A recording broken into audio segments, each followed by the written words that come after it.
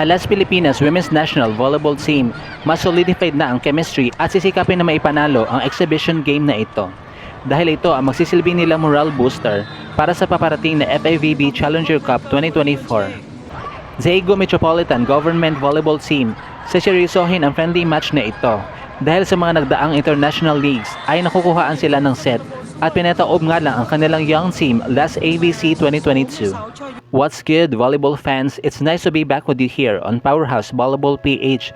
Kindly do subscribe to my channel and hit the notification bell to be notified whenever I post a new video.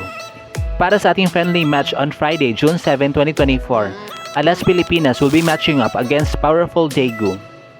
Matapos makatanggap ng send-off dinner party ang Alas na hinos ng mga Cayetanos bilang pagdiriwang sa kanilang historic win sa bronze medal match against Australia sa ABC Challenge Cup 2024 na kung saan winakasan ng ating mga atleta ang almost 63 years drought ng Philippines sa nasabing international tournament.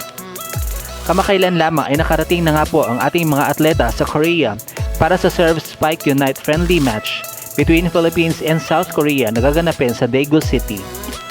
Bilang pag-commemorate sa 75th anniversary of Philippine-Korea diplomatic relations, as well as the 126th Philippine Independence Day, and lastly, the 29th National Migrant Workers Day, which aims to promote camaraderie and sportsmanship among the Filipino-Korean community. Magandang preparation na din ito para sa Alas Pilipinas, sapagkat guaranteed na nga ang kanilang slot bilang host sa FIVB Challenger Cup.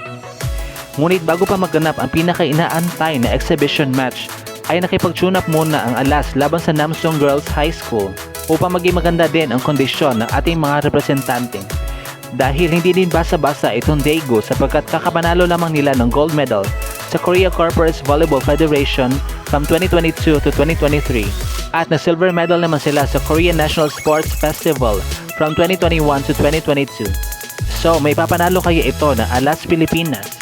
Well, first of all, magandang learning experience talaga ito para sa ating mga atleta dahil nakita naman natin kung ano nga ba ang meron sa Korean brand of volleyball sa VTV Cup 2023 na nakalaban ng Chocomocho Philippines. So kahit papano alam na din ng Team Ubi players na pareho din Cherry, which are Nunag and Rondina, na nakipagbuksaan sa no-bearing game against a Korean team which was Suwon City bago pa man sila tumungo sa semi-final round against Vietnam 2. At ang kailangan talaga pagtibayan ng ating mga pambato ay ang kanilang floor defense.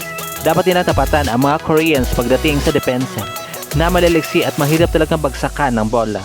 Mahalaga din na nakapayong ang kanilang blocking dahil mahusay gumamit ng kamay ang mga Koreana upang makakuha ng puntos upang hindi na mahirapan pa ang kanilang mga sarili. Kaya naman tutukan at suportahan na lang natin ang Alas Pilipinas sa exhibition game na ito kontra sa powerful Daegu at exactly 1 PM on Friday, June 7, 2024. Dito ko na nga po tatapusin ang video na ito. Thank you so much for watching. Huwag niyo po kalimutan mag-subscribe sa aking channel para ma-notify ka kapag may pinabago akong video.